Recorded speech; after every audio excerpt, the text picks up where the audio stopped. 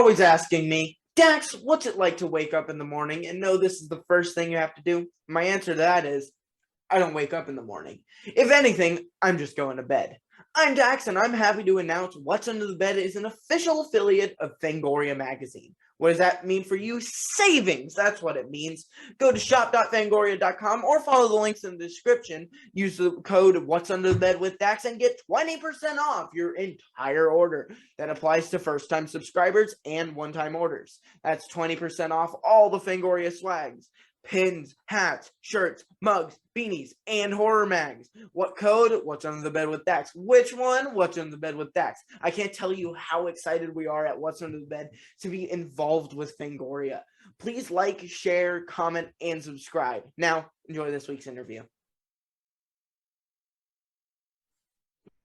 My guest today is Jeremy Licht. He is an actor and director who has starred in the iconic role of Anthony, the kid with unlimited powers in the segment It's a Good Life in Twilight Zone, the movie.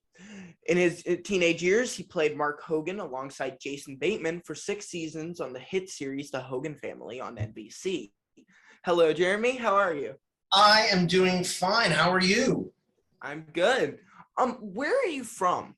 I was born and raised in Los Angeles, and I never got out. I've traveled, but I have never lived outside of Los Angeles, which I would have to say is probably one of the regrets that I have. There are certainly a lot worse places to live, but it would have been great if I had decided to move away, at least for a period of time in my late teens or 20s. But alas, I'm still here. I'm in LA, and we're all good. All good. And where are you, by the way? Atlanta. We're in Atlanta, Georgia. Wonderful. So you're getting a little of this summer heat as well, I presume. Mm-hmm. Very much. Excellent. What was your childhood like? I had a fairly normal childhood. My parents have been married now about 55 years. They are still together. I have a younger brother, and the 4 of us grew up in a very kind of modest home in Los Angeles, and I went to high school. I went to middle school. So did my brother, my mom and dad both worked. At some point, as my career started taking off, my mom left her job and we ended up working together with she sort of being my manager. Now, what does that actually mean? It means making sure I am where I need to be and calendaring various things, making sure that that everything is tied together, because I was working and young, and it would have been very difficult for me to be an octopus and handle all these things at the same time. So that's all that meant. Before the influence of movies, what were you most afraid of? Was there a monster under the bed, the boogeyman? What was it? My biggest fear really is, and to this day, is fear of heights. I don't know. I'm not a boogeyman kind of guy, especially as I get older. I think most of the boogeymen that we have are are right in front of our faces. They aren't the ones you don't see. But I'm not a big fan of heights. In fact, my family and I just got back from a vacation. We went to Atlantis, actually not terribly far from you, down in the Bahamas. And they have some tremendously high water slides that my kids had no problem going on, but I'd be lying if I said I wasn't slightly terrified. It was, by the way, for the record, it was totally worth it, and it was awesome, but that doesn't mean that I wasn't terrified to do it anyway. Do you remember any children's movies that scared you, like The Flying Monkeys and Wizard of Oz, or when the gang of kids turned into donkeys in Pinocchio?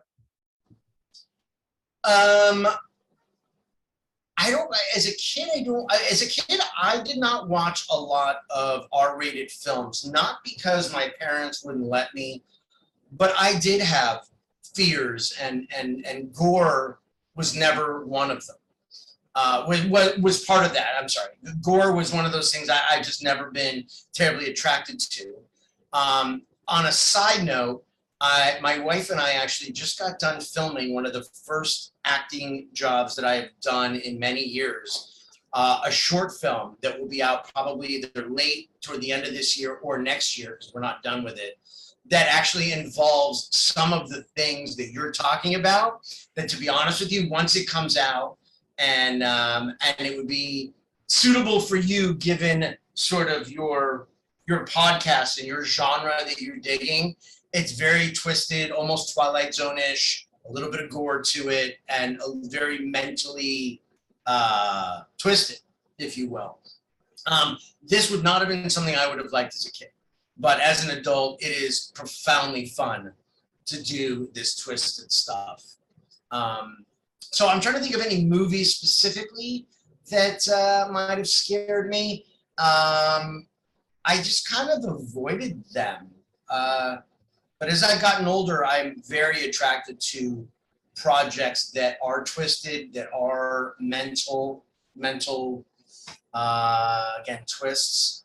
Not as much gore, but that's just to each his own, I suppose. Most children are introduced to horror through children's stories and fairy tales. Was there a story that scared you the most as a child?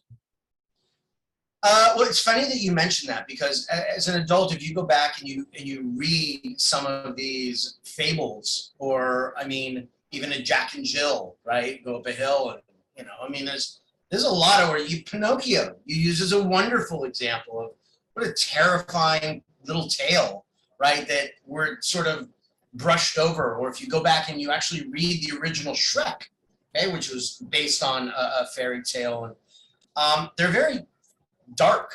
Those fables are very dark and interesting. But I can remember Pinocchio, that took a very savage turn, right? Something that was kind of cute and light, funny, takes quite a turn, and there seems to be a lot of that that is sort of glossed over for children, and I think rightfully so.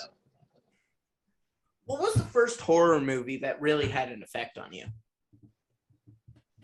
Oh, that is a great question, and I should have done a little bit of thinking about that, figuring you might ask me that.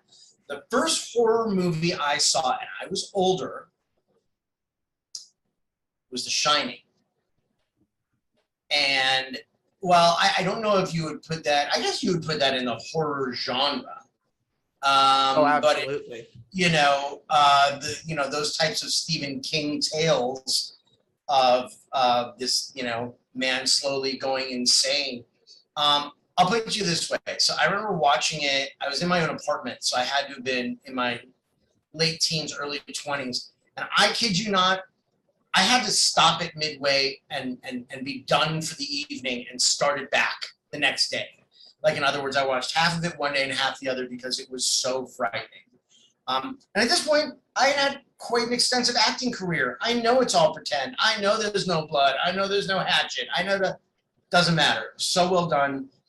And that's one of those movies that stays with you forever, pretty much. So I'll go with The Shining on that. What sort of restrictions did your parents have on you and on what you were allowed to watch? I don't remember having a lot of restrictions because I think I put more on myself. In other words, I wasn't attracted to like horror movies, but I can also tell you, I grew up my formative years were in the mid to late 80s. Actually, when I was on Hogan Family, I was like from age 14 to like 19, right? But there was a lot more, movies like Porky's, and even, like darker comedies, right? Where there's a lot of things that do not hold up at all today. And I know because I have a daughter who's 13 and a son who is 9, and some movies that I thought might have been or were, in my mind, really funny that don't hold up now because of the different standards, and rightfully so, especially as it comes to sort of exploitative things of women that were not looked at as heavily then, that don't hold up now. And so, like an R-rated movie then might have had like a woman's breasts in them, right? Whereas an R-rated movie now might be a lot more gore and violence, which are two very different R-rated films.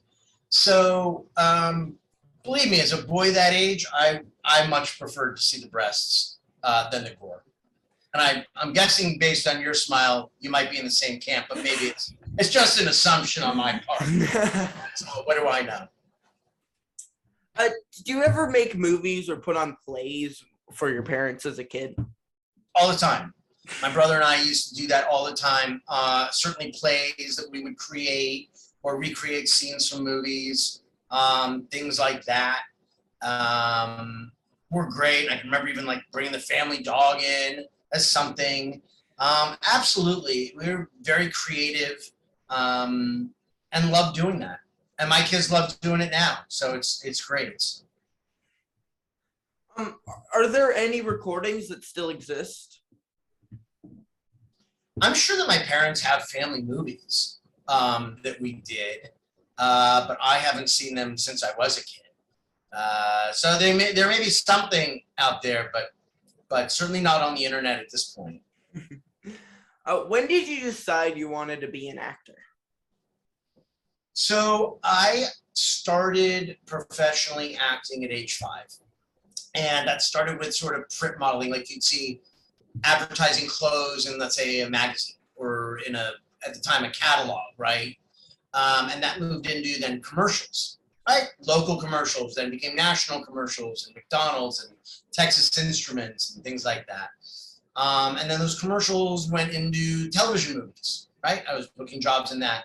At that point, I really was into it and really liked it and enjoyed it. And then decided when I was in my early 20s, I was going to do something that I was also good at, which was on the finance side and insurance and things like that. And I liked that as well. And so I ended up giving up acting. And then 20 years later, a few years ago, ended up deciding, you know what, I can do both. I have a successful insurance business. It's doing well, thank goodness. But I can still audition in, especially during COVID, where we're sort of doing everything from home, self-taping and all of that. It's been great, and I love being in front of the camera. I've enjoyed directing and being behind the camera. And I did not think that there was room for both. And I will say confidently that I was incorrect.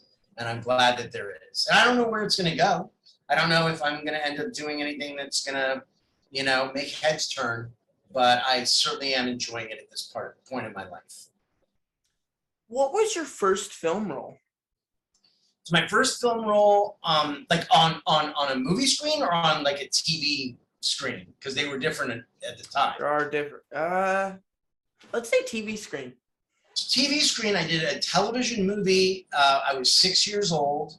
I booked a job here in LA. They flew my mom and I to New York. And we did a TV movie. There was a TV movie called And Your Name is Jonah. And it is about I played the younger brother, the older brother, who was misdiagnosed as what would you call it? Sort of cognitively impaired, right? Somewhere on the spectrum, right? Although they didn't use those terms at the time, but somewhere in there. And it turned out he was completely misdiagnosed and he was deaf. So it's the family's, it's him coming back into the home after having been sort of in a facility to figure this out, and what it's then like to have a deaf child in the home. My father was played by James Woods, and mother was played by Sally Struthers, who, if you're not sure who they are, your dad probably does. And it was amazing. It was absolutely amazing. I don't know if that movie's anywhere. I'm sure it's streaming somewhere. But it was a fun little movie to make. And it was really my first taste of true acting in front of the camera that wasn't a light and cute and fluffy commercial, right? Selling something. So that was my first TV movie. What about your first actual big screen role? So the first one that made it to the big screen is the one over your right shoulder, if I'm looking correctly. Twilight Zone. That is correct. That was my first film that actually was in a theater. And that was pretty incredible and unlike anything I've ever shot before or since. An amazing experience. And I know that you also interviewed Joe Dante, who was the director of the segment that I was in. And it was one of the most fun experiences I've ever had, being on set. What did school look like when you were out on these acting assignments? So basically the law, certainly at the time, and I don't know what it is now, is that a minor must have a studio teacher on set and must go to school during school days. In other words, if you're there during the summer, you're obviously not going to school, right? But if you're there during what would normally be a school day, you must go in and be educated for at least 3 hours a day. And when I used to tell my friends that 3 hours a day, they would say, oh my gosh, that must be a piece of cake. And I go, well, you know, when you're in school, you are one of, depending on the school you go to, between 10 and 30 students. Here in Los Angeles, the classroom size tends to be bigger. When you're on set, it's you and the tutor. So it is a very intensive 3 hours where you're doing math and science and English, and if you're studying a language and yada yada, right? All that stuff. So we were able to actually pack in a tremendous education during that time, and it was very intensive. At the same time, recognizing that I had to learn lines and had to be on set. So it might be you're getting 20 minutes in the soundstage, then we need you back on set. Then you're going to lunch, then you're back in for another hour. Then you're back in. So oftentimes the kids might be brought in, let's say at 8 a.m. and go to class, and the adults are brought in at 10 to start work. So there's already 2 hours that the kids already been there working, doing school. So they actually sometimes end up working a longer day than the adults. So it's kind of an interesting mix. It is certainly not for everyone because it's a lot. It's a lot, especially if your education is important to you. My education was very important, not only to me, but to my parents. So it wasn't just goof off time. It was, I had to perform both acting wise and grade wise. Were you ever teased or bullied because of the films you made? I have to say very little. I know that is and always has been a rampant issue. And I'm glad that that is being brought to light, and frankly, that schools and administrators are recognizing how debilitating that can be.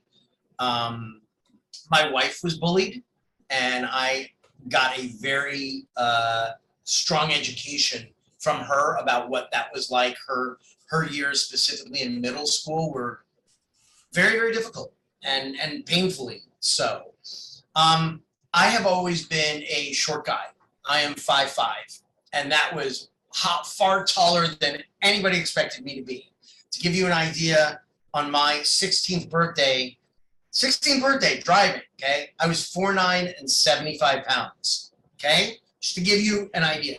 So yeah, I would get teased about being short, okay, but the truth of the matter is, if I weren't short, I don't think I would have had the acting career that I did.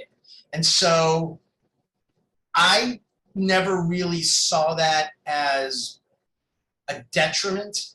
And frankly, I'm sure you know, I'm sure your friends know, kids will find anything, right? If it isn't your look, if it isn't your hair, you're too tall, you're too short, you're too blonde, you're too brunette, you know, you're too fat, you're too skinny, you're wearing the wrong clothes, you're wearing the wrong brand, or your name, my last name is Licht. I mean, come on, that is like the easiest target in the world, right? So kids are going to find something. And I'm sure you have probably experienced it in your life, and your friends have as well. A lot of it, like in life, and I don't want to get preachy here, is how do you respond to that? How do you respond when someone else is giving you a hard time about something? You can either attack it, which may make it worse, or it may solve it, or you can try to laugh it off and be like, yep, hey, my last name's Licht. I've heard all the jokes. Go ahead, have at it, right? Or, yep, I'm short. That's the way it is, but it helps me work, right? Like, in other words, how do you, like anything, like any adversity in life, again, not to get too preachy, how do you overcome that? How do you deal with that, right?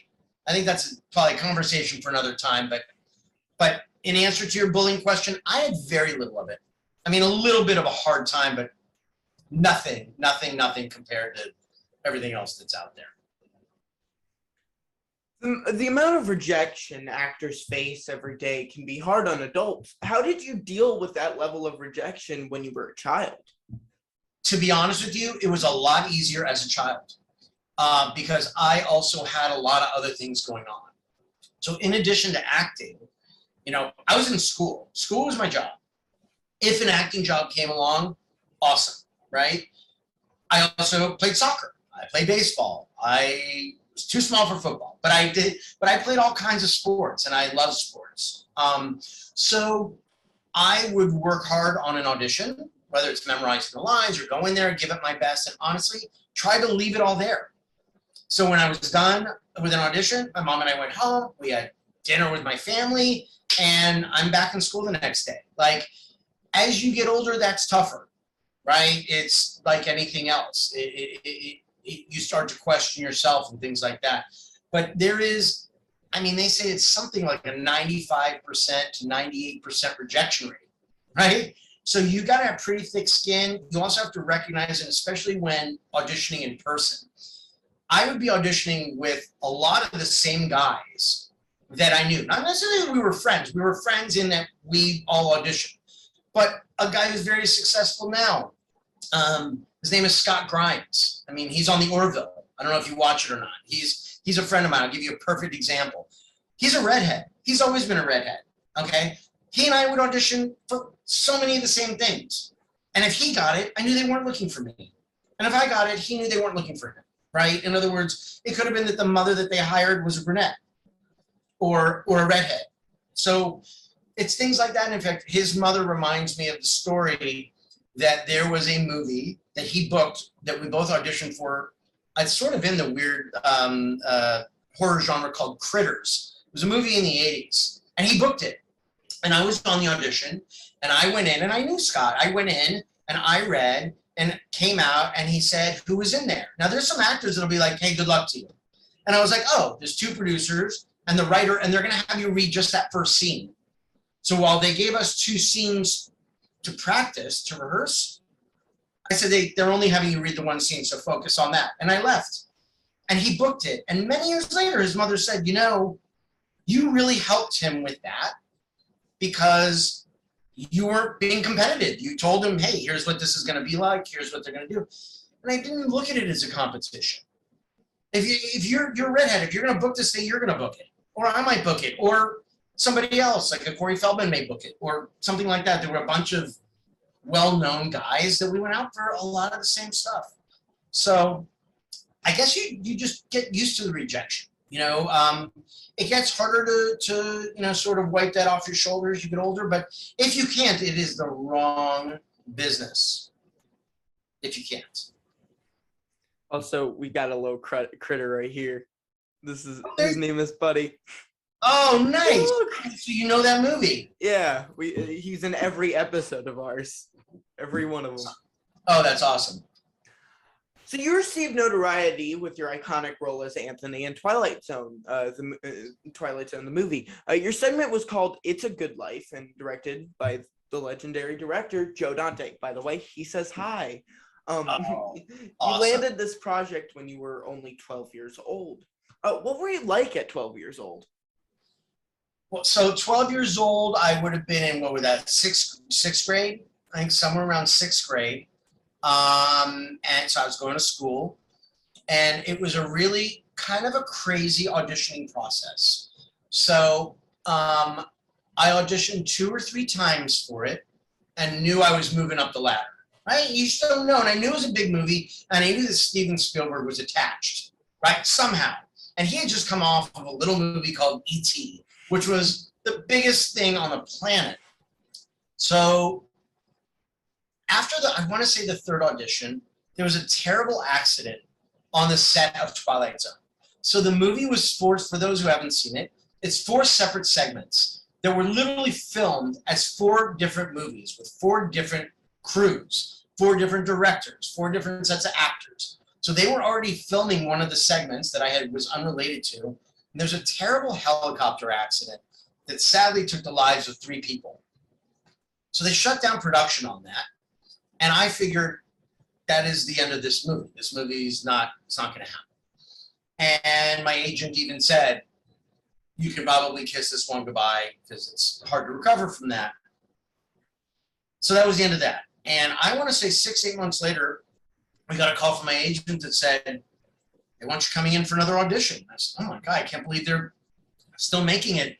It's amazing. Absolutely. So the next audition I went in, I auditioned for Joe Dante and Steven Spielberg.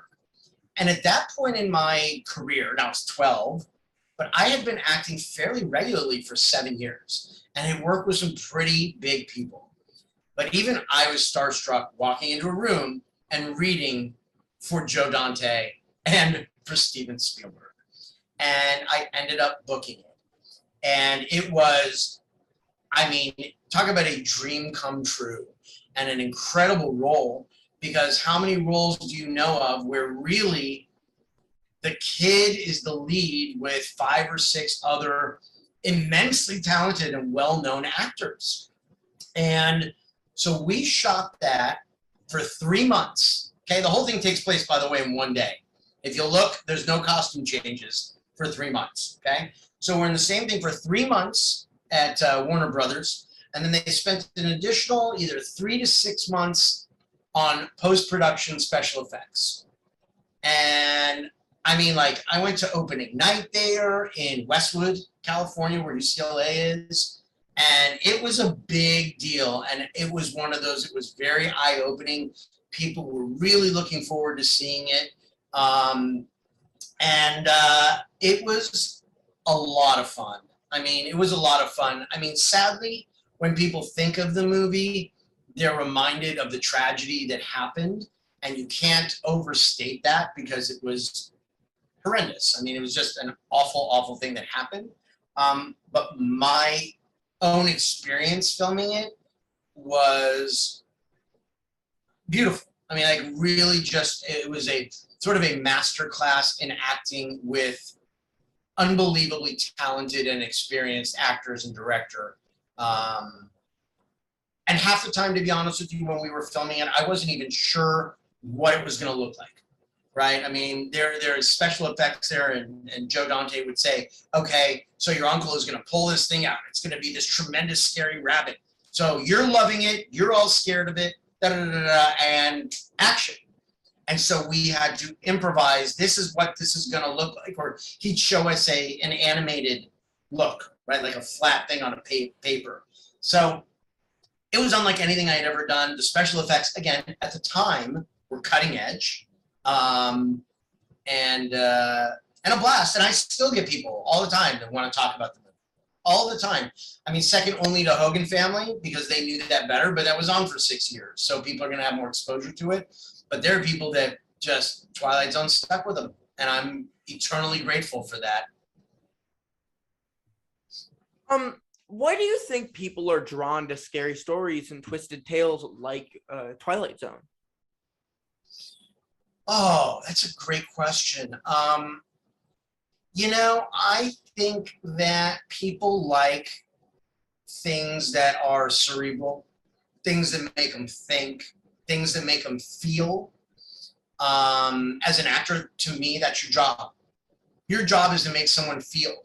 Now, whether they hate you or they love you, really doesn't matter, right? It's that you feel. And when something is scary, you know that there's that feeling of like being at the top of a roller coaster, right? Where you know this is going downhill fast, but you also know you're safe, right? So you have this tear, this pull at you of, oh my gosh, and all your heart is beating out of your chest. You know there's something scary. Or in a movie, you hear the music coming up and you know there's something. Please don't open the door. Don't open the door. There's something behind it. And then, right? But you're still safe. You're still in your own scene. You're still at your own home, or you're in the theater and you're experiencing it with 200 other people. So I think that people are drawn to that because it makes them feel. I certainly found, and this was very interesting, like during the pandemic, my wife and I were drawn to different things. I thought, oh my gosh, things are so heavy. I want to watch some comedy. But then we ended up watching all this true crime stuff, which made no sense because the world was all twisted upside down. But it was, oh my gosh, how did that happen? And did he do it? And maybe he didn't do it. And so it makes you think, it makes you feel. And I think that at the end of the day, as humans, that's really what we want. We want something that's going to make us think. Maybe not. Maybe it's they want us to check out. There's certainly things that I watch on TV that is just honestly to check out and laugh for 22 minutes. And then there's other stuff where like, no, you can't be on your phone while you're watching this because you're going to miss something and it's gone forever and it was so good. And I think that there is room for both and all of it.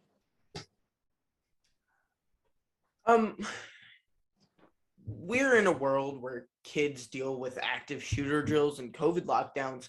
Do you think horror movies can provide a safe space? Like you mentioned that earlier, but do you think they can provide safe places for kids to process those real life fears?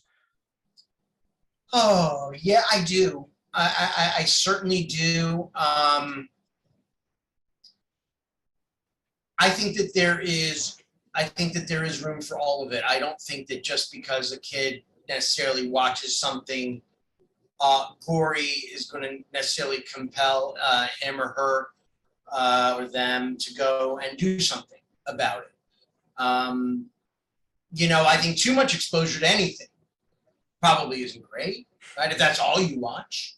But I do think that there's room for it. I think that there is, I don't know that necessarily, I mean, the stuff with regard to the active shooter drills and all that, that's a whole commentary in and of itself. And it's to me, a sad state of affairs. That's where we are, but you know what? That's where we are. And you got to do everything you can to stay safe, period, end of story. Okay, so if that's what it takes to do that. But I don't necessarily buy into that kid watches something violent that triggers him or her to go do something violent. So let's cut out the origin of that. I don't think that that's necessarily true. That said, if there was a study that came out that said, no, there is a direct correlation to that, I would absolutely read it. I'm absolutely open to learning everything, but in my experience, which is very limited in the area you're talking about, I think that there is room for that. I think, can people be triggered by things? Definitely. Oh, without a doubt. But again, that goes back to making you feel, right? So there may be things that people should avoid for themselves, right? You're welcome to love this thing. It's not my cup of tea. Sort of like going on, I'm a big roller coaster guy for the fear of heights. Doesn't mean I think that they should abolish roller coasters.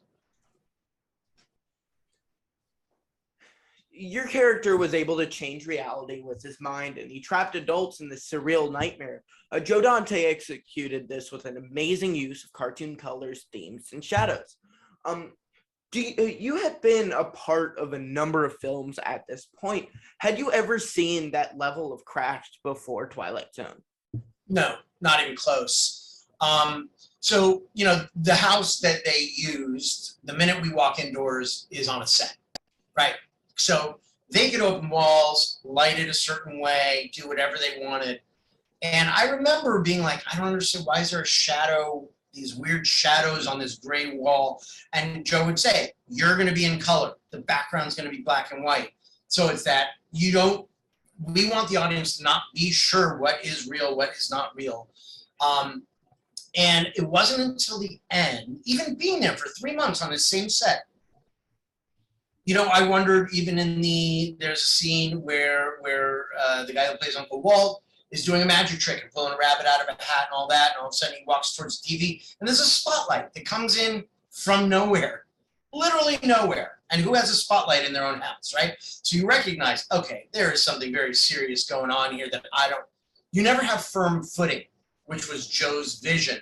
Don't ever want you too comfortable in this home, right? So I had never been involved in that level of craft, in that level of lighting, sound design, anything like that. And it was great. And it came off so amazing. Like I said, if you figure that there was 3 months of principal photography and another 3 to 6 months of effects for a 30-minute segment, you know, that's pretty compact in there, and was just a dream to work on.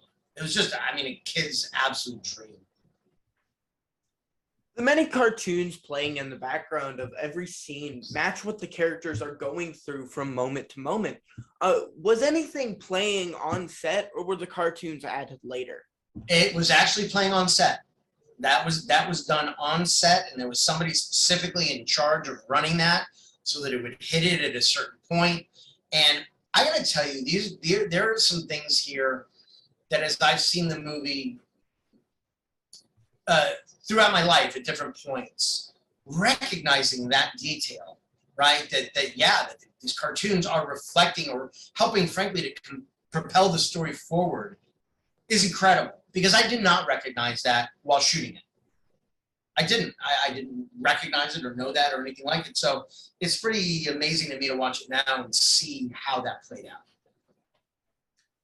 I don't try to have people on to ask them about other people, but Dick Miller is a legendary character actor and regular collaborator with Joe Dante. He starred in the original Little Shop of Horrors, The Terror with Boris Karloff, Piranha, The Howling, Gremlins, Shopping Mall, Night of the Creeps, The Burbs, and of course with you on Twilight Zone. Since I will never be able to interview Dick Miller because he passed away in 2019, I want to collect stories from the people who knew him in lieu of an interview. Is there a story you can share about your time working with Dick Miller? So I worked with Dick for one day in that diner scene in the beginning of the episode where my character is introduced to Helen, the teacher who I would eventually, I guess you would call abduct, although at the time that probably wouldn't be the term, but really it's an abduction. And Dick played the manager, the diner owner, or what have you, and sort of flirting with her and all that kind of stuff.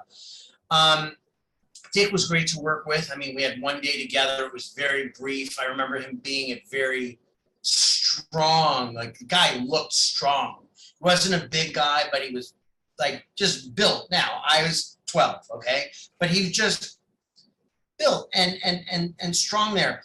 The story I actually do have is, I couldn't even tell you what year it was. It might have been 5, 6, 7 years ago. I got invited to do a convention in Charlotte, not too far. Well, it's not a walk from you, but not too far from you in Atlanta. And I flew out there with my wife to do an autograph convention that focused sort of on the horror genre. And Cherie Curry was actually there with me, who played my sister, whose mouth I took away, and who was also in the rock band, punk band, The Runaways. Very famous person, and played a role in Twilight Zone. And who else is seated there but Dick Miller? And Dick was older at the time. It's only a couple years before he passed away. And his wife was there too. And the guy just couldn't have been nicer. Just the nicest guy. It was clear he was declining, but was just kind. I was also completely unrelated. I was seated at a couple of booths or whatever you call it, chairs down from Richard Kiel. I don't know if you know the name Richard Kiel. He was in Moonraker. He played Jaws in many of the James Bond films. Really imposing guy, like 7 feet, hulking kind of a guy, who was just like a teddy bear, the nicest people. I will say that my experience in the entertainment industry really was so positive. The people I met, the experiences I had, just couldn't have been better. I mean, we all have negative experiences, but they're few and far between and not worth talking about. They're not dramatic, but you talk about it, working with a Dick Miller, working with Joe Dante was one of the highlights of my career. Ironically, about 5 years ago, Joe was directing an episode of CSI. My wife is an actress. She auditioned and booked the job. So the day that she's going to film, I looked at what they call a call sheet, which is here's when we need everybody to be here, here's where you need to be. And I saw that he was directing it. And I told my wife, you need to tell Joe Dante who your husband is, because he will not believe it. He hasn't seen me since I was 12. Literally, she went up to him and he said, you're married to Jeremy Licht, but he's 13. She goes, no, Sally, he's in his late 40s at that time. So it was just a trip and sort of life coming full circle. And it's interesting because the episode that he directed her in for CSI had a bit of horror to it as well. It was a Halloween episode with some kind of ghostly and ghoulish stuff. So I forget what question you asked me. I hope I answered it in there somewhere. You probably did. But in our situation, we told Joe Dante that we had just interviewed you because we interviewed you after before him. That's right. And he said, "What? Jeremy Licht? But he's 90." Exactly. He is quite a special guy, and I would be forever grateful to him for the opportunity that he gave me and the trust that he put in me, frankly. You played Mark Hogan for 110 episodes of The Hogan Family from 1986 until 1991. These were your teenage years. What was it like growing up in front of the country on television? It was pretty surreal, to be honest with you. I mean, our shows started out very slow. And in fact, we did the pilot, and the pilot was not chosen to go to series by NBC. So we figured that was done, and then we ended up being what's known as a mid-season replacement. It was a show that wasn't working out so well. So NBC said, yeah, well, you know what? Go make 6 episodes, and we'll see how it goes. Then at the end of 6, they said, all right, we'll bring you back next season for, 13 episodes. And then when we came up on our 13, they gone, okay, go do another 9. And this is the way our show was. We were never positive that we were in the clear, despite doing 110 episodes. And growing up from ages like 14, which is when I did the pilot, to 19 or 20 when we were done. I mean, those are pretty formative years, right? To be going through everything once a week on television. And also being on television at a time where there were really 4 networks, right? It was CBS, NBC, ABC, and Fox was just coming along, right? Those were the days of like 21 Jump Street and Married with Children. Hadn't even started. That was toward the very end, right? So it was it was wonderful because people really felt like they were growing up with you. I still get letters from people who said, gosh, I was so much like your character, and I was so awkward, and I didn't know how to be around girls, and I fought with my brothers, and I lost my mother, and the way you guys went through that, and all these things that I think that people found a relatability to, whether it's having 2 brothers and an older brother that's kind of, rough on you, or having a twin where you're never quite getting your time, or I will tell you that it was working on that set was one of my favorite experiences. That and Twilight Zone were both incredible. I mean, I've had very, very blessed, very, very fortunate. I loved going to work on both of those projects. And those people are like family. And with the exception really of Sandy, I'm looking at your picture there over your left shoulder, if my Zoom is right. Sandy lives in New York with her husband and kids, and she's a grandmother now. And the other 4, well, I guess myself included, and even the guy that plays sort of the dorky friend Bert on the show, we try to get together once a year and have lunch. Jason, Josh, Danny, myself, and Steve, and in fact, Danny Ponce, who is right next to me in that picture and played my twin. I saw him 2 nights ago. We see each other every couple of weeks. We hang out. Our families hang out. We've remained very, very close, and which is one of the greatest gifts, frankly, that show gave me is the friendship and that tightness that is I will just say this, is not always there. And if you read about what some actors' experience on set was like, you'll see that a lot of it wasn't very good, and a lot of it was a job and a grind. I never felt that. I never felt that. I loved it. You still know any of the dance moves from the opening credits of the show? I don't even remember the dance moves from the opening of the show. I didn't realize there were any. I am not a tremendous dancer or singer, but so I'm going to go with no in answer to your question.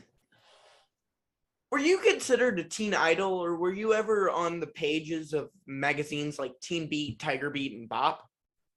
I was. I was in many of those magazines. I don't remember if I was ever on the cover, but all three of us, actually all four of us, Josh being a little bit older, he was on different types of magazines, but certainly Jason, Danny, and myself were in those magazines and doing those photo shoots because, to be honest with you, the more the girls and or guys liked and bought those magazines, the better our ratings became, the more they felt like they knew us. You know, I think it was a publicity tool that was used and stories that were built around that. I still have some of them. My parents moved many years ago, and my mom said, okay, we're moving into a small place. You're getting these boxes of stuff. So my kids have seen some of that stuff, and they just can't believe it. And I think that in some respects, they think it's hilarious. In other respects, they roll their eyes, kind of all the above. But, you know, they just see me as dad. Like, I can't believe that you did this. And I'm like, oh yeah, it was there. And there's a lot of proof that it actually happened. Do you remember the first time you were recognized on the street?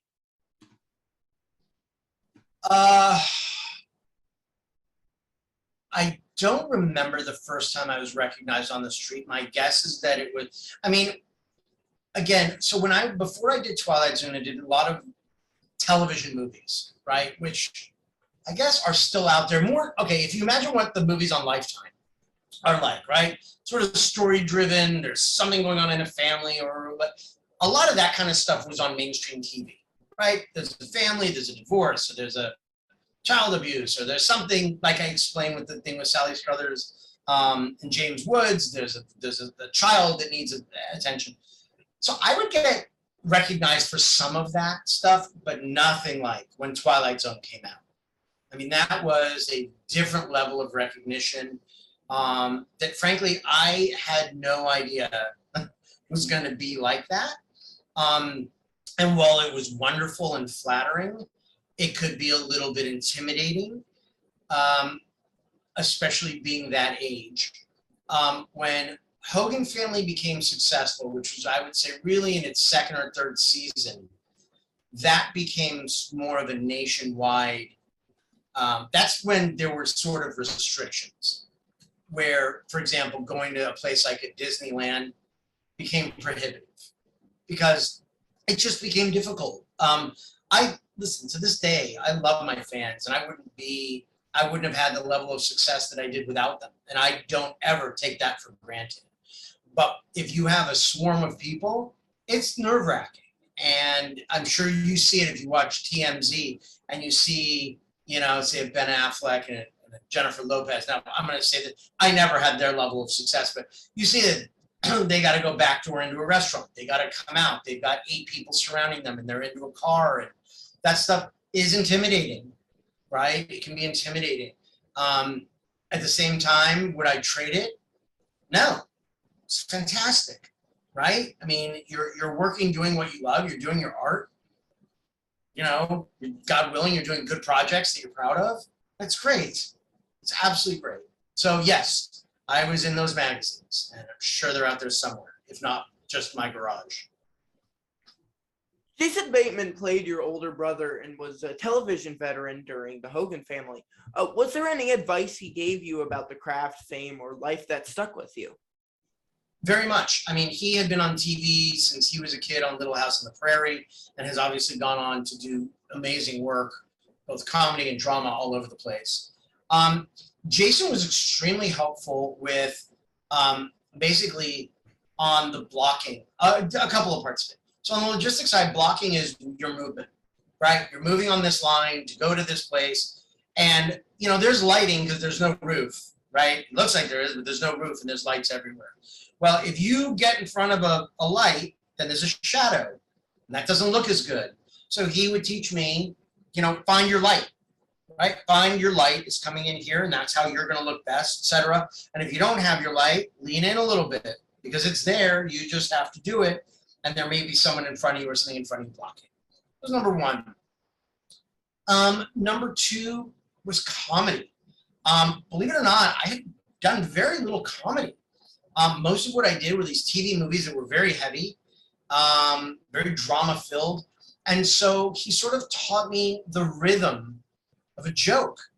And if you think about a joke, there's a setup, right? The setup is leading up to the joke. And then there's a knockdown, which is the actual ha-ha. And both have to be point on. Because if I'm setting you up for a joke, but I don't set it up right, your joke is going to flop. So oftentimes on Hogan's, I was the straight man, right? I'm the one that something's being put over on. You have to know your role. So my role was the setup. It wasn't necessarily the knockdown. And so Danny and I would figure out that rhythm. And Jason was very, very instrumental in sharing, like, okay, look, here's the rhythm. Like, think of music. There's a rhythm to this joke. You got to find that rhythm. That was number two. Number three was how to behave in public, right? You're now on a TV show. You are being watched. You are being judged. You need to conduct yourself in a certain way. This was pre-internet. This was pre, you know, your phone is a camera where every move is scrutinized. You know, don't screw it up. Don't screw it up publicly. If there's something that you're going to do, be private about it. Know your place. Recognize you're on a top TV show. As much as everybody's rooting for you, if you have a downfall, they're going to watch that downfall and people will turn. And so his education in these various very important areas that aren't in a book, there's no manual on how to be. And also at the time, actors didn't have a whole crew. Yes, there was an agent, you might have a manager, but you didn't have someone who's managing your social media and managing all these aspects of your life to make sure that the entity doesn't get screwed up. It wasn't about the brand. Now everything's a brand. It wasn't about the brand. So yes, that is again the very long answer to your short question about Jason and his sort of role, if you will, in assisting with all of that. Your show was called Valerie for the first 2 seasons, then was renamed Valerie's Family before losing its lead star. Then it had a new life as the Hogan Family and even called The Hogans in syndication. After 5 seasons on NBC, the show was canceled, but then revived on CBS for a 6th season. This show was a show that would not die. You know what else doesn't die? Zombies! Do you prefer fast zombies or slow zombies? Oh, so I would have to go with the slow zombie because I got a chance of outrunning them. So that would be, I'm going with slow zombie. Who would pick a fast zombie? Why would you want a fast zombie? Have you asked, like, is this a question you have asked across the board? I asked this on every interview, yeah. Has anybody chosen fast zombie? Yes, actually. Really? So why? That would be my normally they split it in 2. Fast zombies for the actual scares, slow zombies to survive. Fair enough. And also one said fast zombies and slow zombies depending on the person the zombie is. Also true. I'm going to have to give this more thought. I'm going to still stick with slow zombies, but maybe if we do this interview again at some point, I might have to rethink my answer. I'm going to have to actually ask my 9-year-old son. I'll let you know what he says, because he's going to definitely have an opinion on this. Your daughter was born on New Year's Eve, and that already sounds like an episode of a sitcom. Is there a crazy story to go with it? Yeah. So my daughter was born December 31st, 2008. at 9:59 p.m. She was 6 weeks early, and we were not expecting her to be there at that point. And we were getting ready. We were at home. We were getting ready to go to a New Year's Eve party. And my wife's water broke, which, and for those of you who don't know what that means, Google it. I'm not getting into the whole thing. It means the baby's going to be on their way. Okay, I'll say that and leave it there. And so we ended up driving. I, of course, was low on gas, as my wife will recount the story, because why would I have enough gas in the car to get to the hospital? So we stopped at a gas station not far from the house. And the timing on that, we had the gas station receipt, was like 7:30 p.m. We then got gas. We drove over the hill to the hospital, and we're in LA, so everything's either on one side of the hill or on the other side of the hill. And we got there, and my wife delivered about 2.5 hours later, delivered our perfect baby girl. And yeah, so we became parents and actually had to call the place that we were having the party and saying, we will not be bringing ice to your party. We have a newborn. And so that was how my daughter's life started out, was with a bang. And she has kept us on her toes ever since. And we wouldn't want it any other way. You participated in a Funny or Die public service announcement alongside other child celebrities. Can you explain what the video was and how you became involved? Yes. So the video, and I can't remember, I'm sure you could figure out when that first came out. So Kirk Cameron, who's a former child actor and is still working today, had come out with some sort of anti-LGBTQ beliefs in the name of Christianity. And my friend Bryce Beckham, who played the youngest child on Mr. Belvedere, basically had written this Funny or Die short film, basically about, I can't remember how many, 4, 5, 6 former child stars who come together to do like a public service announcement denouncing Kirk's views on anti-LGBTQ, which happens to be an organization, not just an organization, happens to be a movement that I am certainly an ally and a very strong supporter of. And so when Bryce sent me the script and he said, if you want to be a part of it, let me know. I read it. I immediately emailed him back and said, absolutely, sign me up. What do we do? And I went in and we each filmed, we got a t-shirt, we each filmed our own parts to this thing and chopped it together. And it ended up being quite a viral sensation across a lot of different mediums. I know YouTube had it.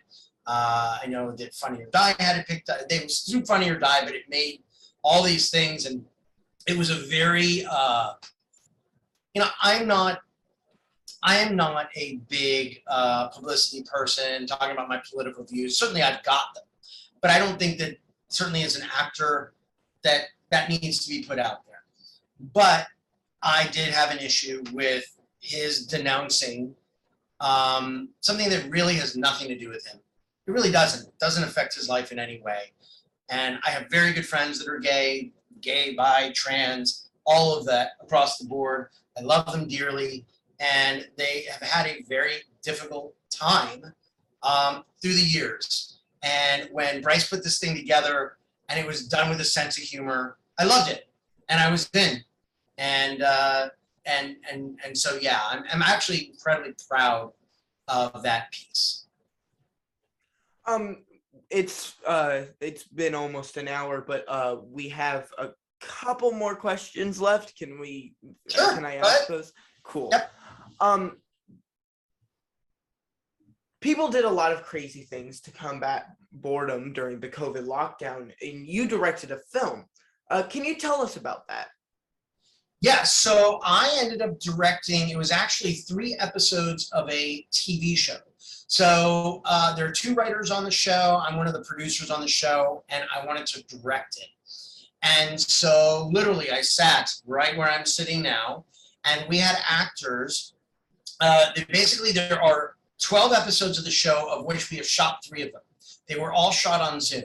We had actors in Boston and New York, and at one point, I believe one of them was in Nashville and in LA, and all over the place. We would have a call time, literally set up the Zoom boxes where they needed to be. I would mute myself and get off screen, and they put it together, and we would do a few takes of a scene, but no one is in the same room. And I thought it turned out actually pretty good, and we're shopping that around, and it's a funny little show. It's called Here to There, and you can look it up at heretotheretv.com if you feel like taking a look at it. They're short little episodes, and it's about basically a crew of people and a cast of characters that take a small ferry boat from Seattle up in Washington to Bainbridge Island. And it's literally a 22-minute crossing back and forth to and from work, and sort of the craziness that ensues. Our goal is to produce it, get it made in real life, especially now that COVID is, God willing, dissipating and people can actually be back together.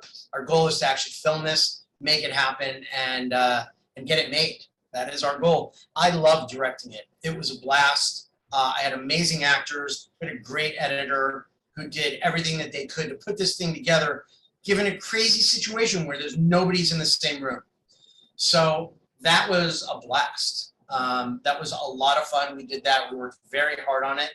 And I know that our executive producers and writers right now are shopping it around, are trying to get it into festivals. And if there's anybody out there that has any interest, takes a look at it and says, hey, I like this thing, get in contact with me. I'm very easy to find. Google me and you'll be able to contact me, or through Facebook. This last question is a Sophie's Choice. One, you played a member of a sitcom family from the mid 1980s to the early 90s on the Hogan Family. This last question is a Sophie's Choice. Two must die so that one may live. The Tanners from the sitcom Full House, the Seavers from the sitcom Family Ties, or the Tanners again, but from the show Alf. I knew people on every show you mentioned, and I would hate to put them to death, any of them. So it was, remind me, it was, did you say the original Tanners from Full House? The Tanners from Full House, the original. Yes. The Seavers from the sitcom Family Ties, or no, the Seavers were Growing Pains.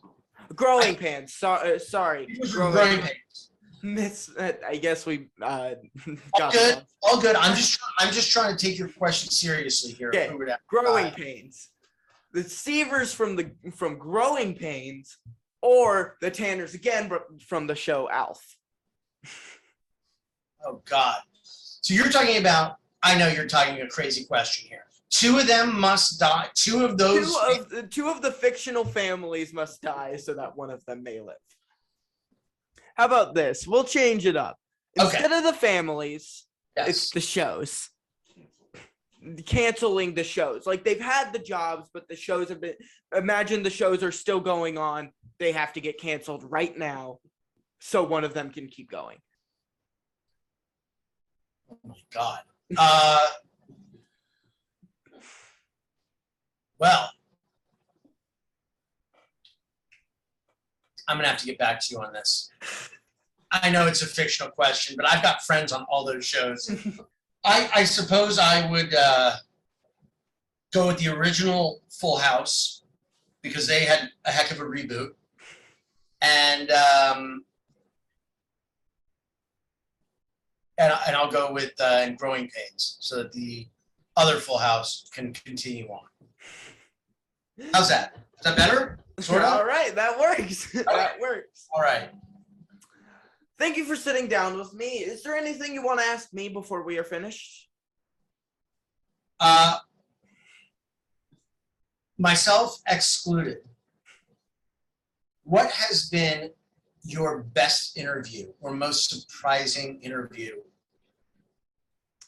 Well, the first one was the most surprising because it was my first ever interview just in general, not even just for the show. BJ McDonnell, he was a camera operator. He's a camera operator. He actually recently did Top Gun, which is awesome. Okay. But He was the most surprising because he was my first ever interview and I did so well with it. Sure. One of the most important ones, it's very underrated for my channel, but Patrick Bryce. It was a very moving. There was very moving topics that were mentioned in there, and it was the first time I saw that being a child interviewer, I got an answer out that an adult interviewer wouldn't be able to get out. Do you remember what that was? I asked the question. My family was divorced, and I was very young when it happened. Patrick Bryce's parents got divorced around the same time as I did, as my same age. Sure. And I asked how kids can deal with divorce, and he got out I got a really good answer from him, and it was just great. It was a great interview. Beautiful. People go and watch it. It's a great. Let's all go and watch that. Well, I got to tell you, you are a great interviewer. You do your homework. You've got great questions, and I think you've got a very bright future should you choose to go this route. And I wish you nothing but the most success, because this has been a lot of fun.